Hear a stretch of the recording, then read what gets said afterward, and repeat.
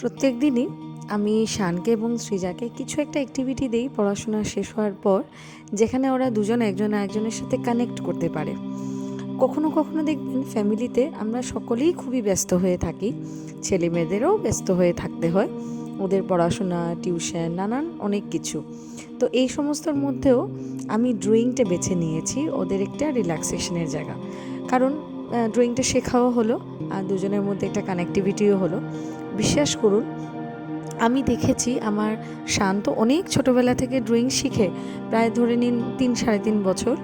আমি এই কথা বললে অনেকেই বলে, এত ছোট থেকে তুমি ড্রয়িংয়ে দিয়ে দিয়েছো?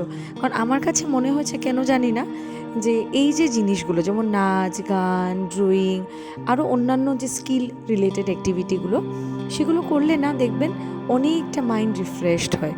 আর এই যে সময়টা আমি যে ভিডিও ক্লিপিংটা নিয়েছি আপনাদের সাথে ভাগ করে নিচ্ছি, আমি এই ভিডিও ক্লিপিংটাও ঠিক একটাই স্কিল নিয়ে, যে আমি ওদেরকে একটু সময় দিই পড়াশোনা শেষ হওয়ার পর রাত্রিবেলা আমি 1 ঘন্টা একটু সময় দিই ওদেরকে, ওদের দুজনের মধ্যে একটা কানেক্টিভিটি তৈরি করার জন্য। কারণ পুরোটা দিন তো ওরা দুজনেই নিজেদের কাজে ব্যস্ত থাকে, আমরাও ব্যস্ত থাকি ওদের সঙ্গে।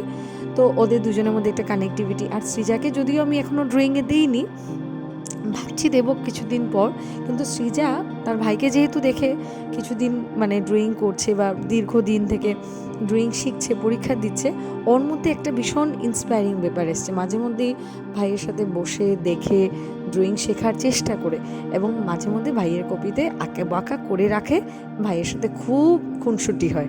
তো এই যে ছোট ভিডিওটা দেখে ভাববে না কিন্তু ওরা খুব শান্ত, ওদেরকে শান্ত রাখার চেষ্টাটা আমি এরকম মাধ্যম ব্যবহার করি।